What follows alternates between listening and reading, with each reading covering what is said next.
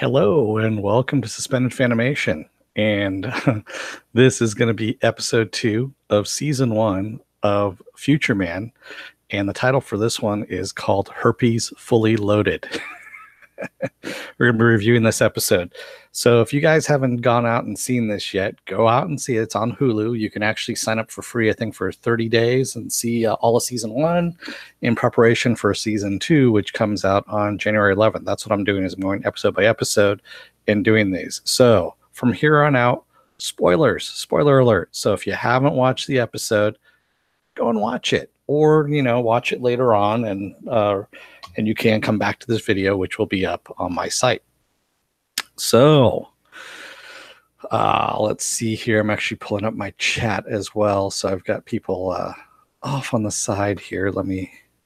Still getting used to how everything is here, but all right. So when we first left off last episode, we had Josh Futterman, known as Futureman, Tiger and Wolf. They went back to 1969 to stop Dr. Cronish from contracting herpes and creating a drug that would cure all diseases, and then creating the biotics, which ends up creating the biotic wars. So yeah, I'm wearing glasses because I'm blind at this point. I can't see the close-up stuff all that much anymore. So, and I need to see my notes. So we end up having them in going to Caltech. This is July 20th, 1969, the night of the moon landing, when Dr. Cronish contracted herpes from Barbarella at the Pi Pi Gamma moon landing party. So we know where this is all at. And in the meantime, also, Wolf has blown up a cop car, killing one cop, but leaving the other one still alive. So the other, it was Skarsgård and Santiago, by the way, the name of the cops. Skarsgård survived, Santiago didn't. So we come in, and Skarsgård has gone to the Santiago family's home to deliver the bad news, and it's just getting worse and worse and worse. Basically, his pregnant wife, who's very pregnant, has all her family there for the baby shower, and so they keep bringing in more and more family members as he comes in, because they think it's good news, and he's trying to tell them the bad news that Santiago, his partner, is dead. It's just a shit show all the way around.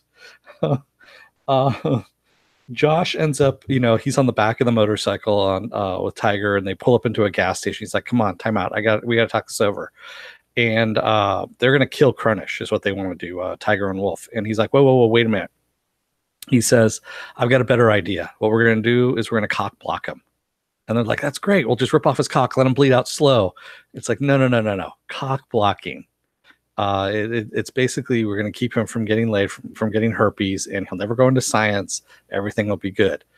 And Tiger's asking him, "Have you performed this procedure before, this mission?" He's like, "Yeah, many times. Not that I was actually knowing that I was doing it, but I know how to do it now." So that's what they're going to end up doing. And in the meantime, Tiger has never seen a baby before. We find out that Wolf and Tiger are the youngest of the resistance, and they were sterilized via nanites, as they said here, sprayed with a nanomist to sterilize them. So they are the youngest of the resistance. They've never seen a baby. And so she sees a woman holding a very small little man and wants to know what the hell's going on with that, and wants to touch it. And it's getting very scary. In the meantime, Wolf is pissed off that, they're going with the cock blocking plan instead of the kill plan, and he goes inside the gas station and breaks up the place. And yes, movie for Novi, that was not by coincidence, by the way. I'm just going to say.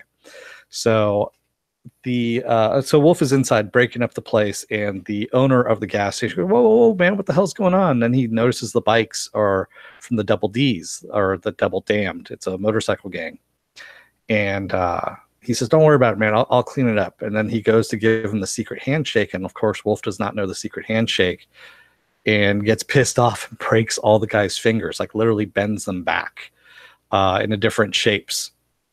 In the meantime, the woman is, screaming, and all kinds of shit's happening at the gas station. So they leave.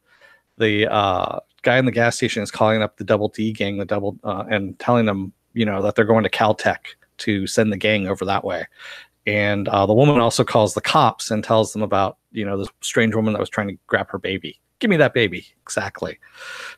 So all kinds of crap is happening there. And so at the Pi Pi Gamma house, they're getting ready to walk in. He goes, okay, you've never been to a frat party. I haven't either, but I've seen Animal House. So I essentially know what's going to happen. And he goes in. They walk into the place. And of course, the fraternity is an all black fraternity and they're white. And Josh is dressed in a fucking white suit. It's wrong. So one of the guys who comes to the door goes, I think you want the Delta house across the street. That's an honest mistake.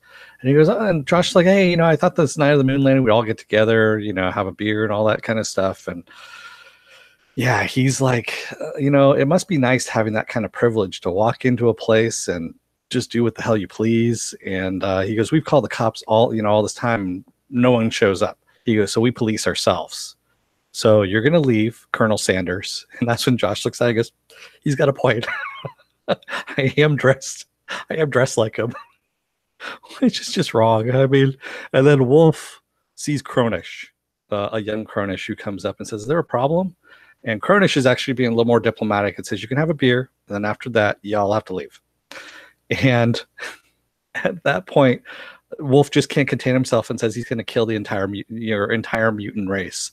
That's when the record needle comes off the record there, and they have to leave because, he comes off kind of like a white supremacist. So yes, there you go. So Plan B is they're going to try and kill Cronish again, and Josh's like, no, wait a minute. He sees a passed out guy in a spacesuit out in the lawn there. Sitting in a lawn chair, and he says, this is Plan B. He goes, it's going to be a solo mission now. He goes, I'm going to take Lamar's place. Lamar is the pledge in the suit. And he goes, I'm going to come in the suit, and I'm going to cock block him. So he dresses up and goes inside and leaves Wolf and Tiger to patrol the perimeter outside, which means for them to build a barricade. Because that's what you want to do, right? It's just build a barricade. And in the meantime, as Josh is walking through, camouflage now, and everyone sees him as Lamar, who's a pledge. And one of the guys has a birthday party, and he's like, hey, we heard you did a really good, impersonation of that Bill Cosby skit of him putting Spanish fly in a girl's drink. And they're like, and Josh's like, wait, he actually did that? And so he's going off on a very inappropriate just Bill Cosby impersonation involving Jello and Spanish fly, and it's just bad, man. I mean, the guys even said, you know what? He goes, that sketch, it was dead on. It made me really hate Bill Cosby. Josh says, get used to it. Which is just wrong. We find out later on that Wolf and Tiger are the only two survivors of the mission to get that time travel device. And so 43 out of the 44 people that she was commanded, because of course Wolf was the only one to survive under her command, died. So 43 people died. And as they're talking about this on top of the big barricade that they've erected in front of the frat, the cops show up.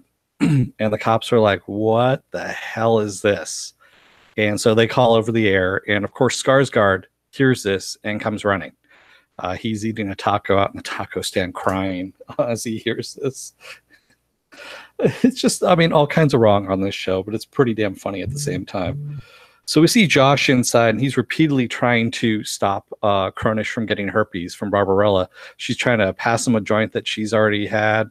She's going to give him a cup that she's drunk out of, and he keeps batting it out of her hand onto the ground and then smashing it. And Cronish is just really kind of pissed off at this point, takes him aside, and he goes, I know, I don't know what the hell you're doing, but you better stop it. And he goes, because I'm trying to fuck her, is what he says. And he says, well, Josh says, I've heard a rumor of that. And he goes, no, stop you right there. Whatever she has, I want, is what Cronish tells him.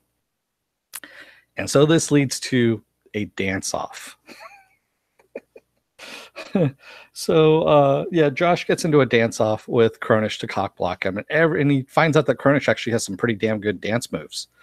And, he's trying to block him at each point. He's like doing the Running Man at one point. He's introducing all these moves way ahead of time.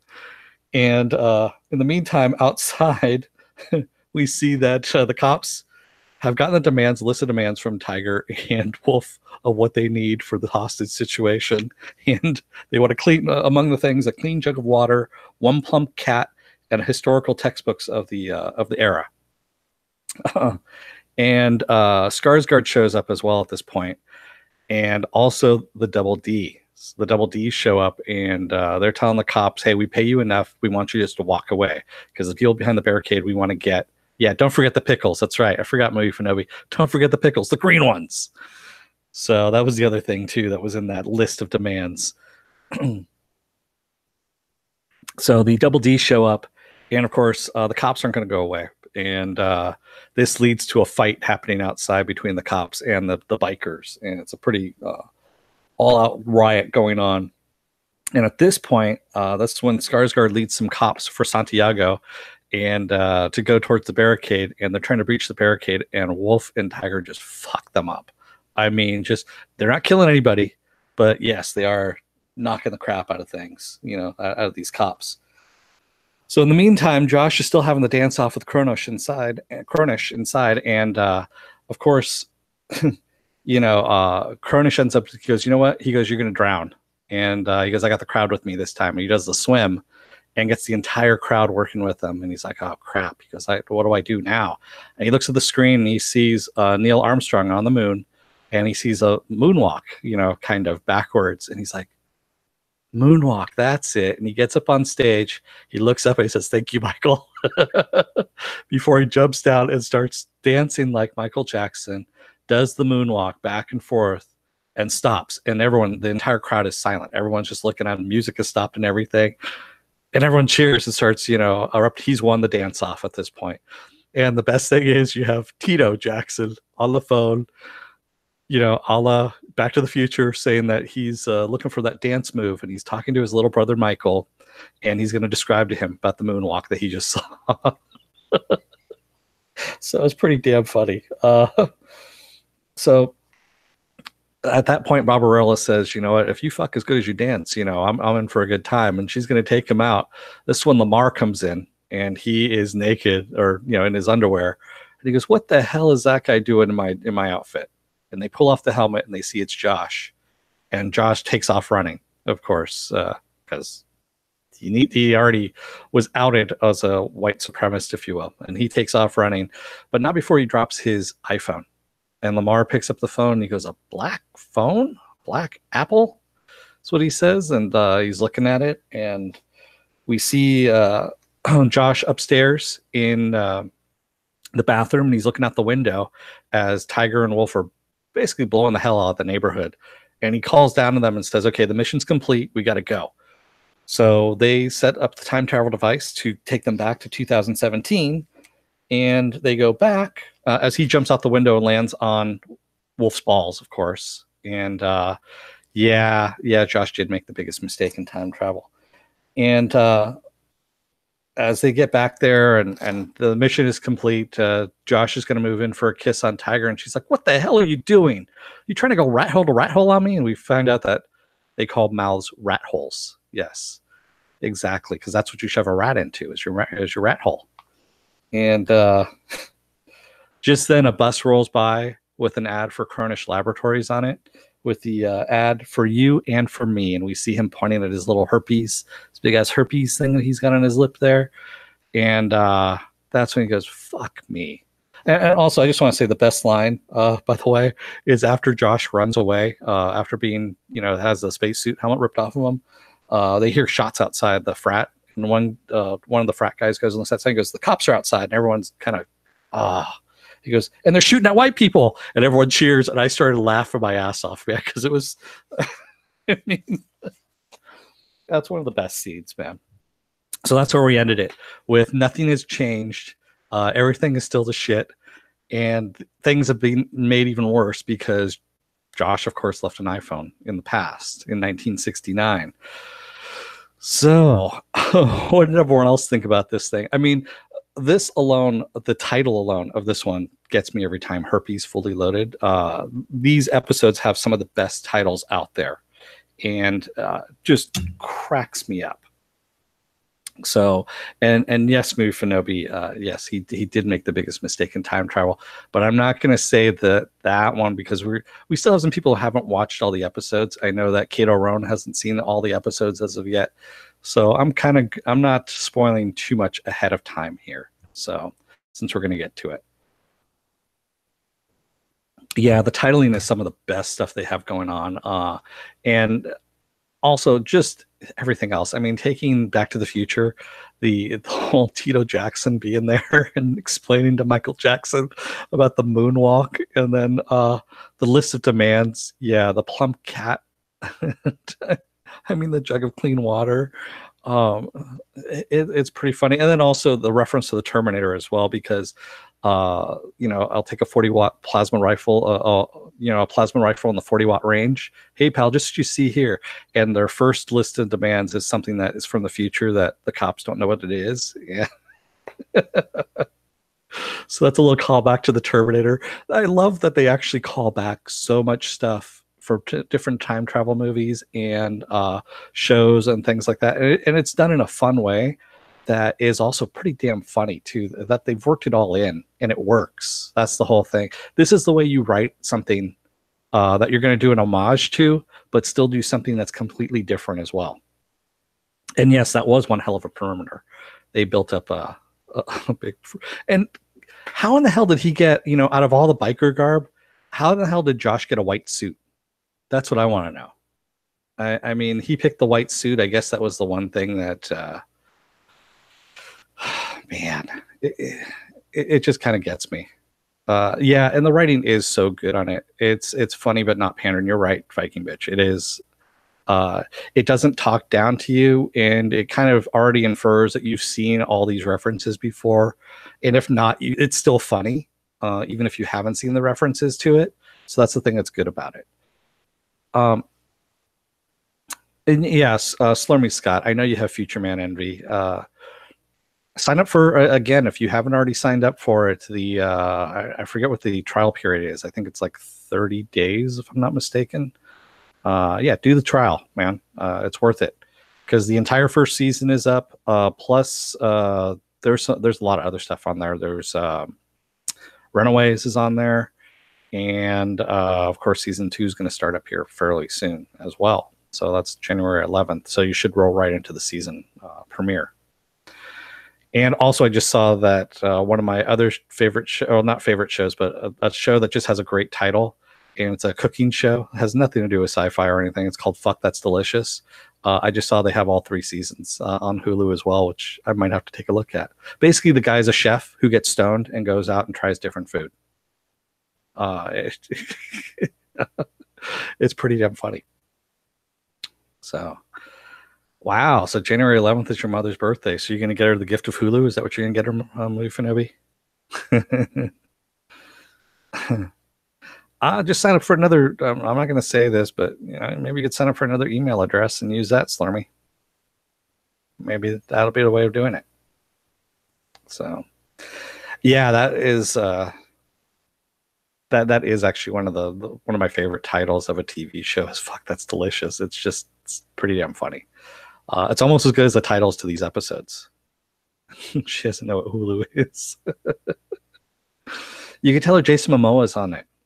Oh, no, wait, that's Netflix. I'm sorry. That's right. He's on Frontier on Netflix. So, yeah, unfortunately, that won't work that way. So pretty much that's it for episode 2. We have episode 3 coming up.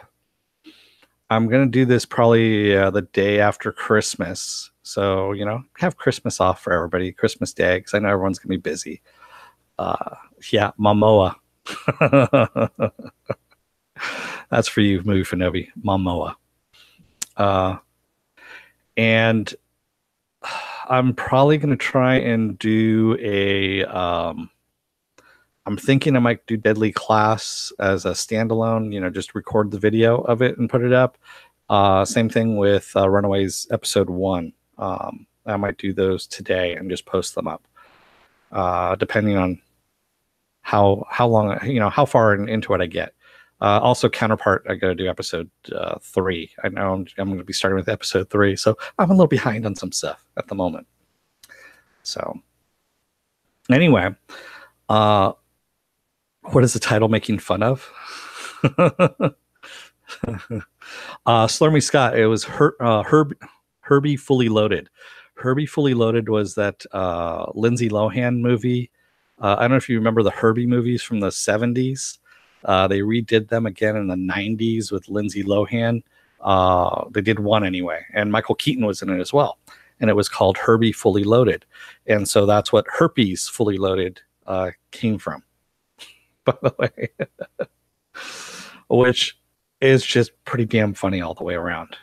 They do a lot of movie references in the titles as well as in the show too. I mean, it is a geek's paradise, this show. It really does pull from pretty much everything. And yeah, Merry Christmas to y'all. It's I know we're on Christmas Eve here, and some of you may already be out there with family and stuff like that. Yeah, I wasn't able to get this done a little earlier. I would have liked to, but it just wasn't working out on my schedule, unfortunately.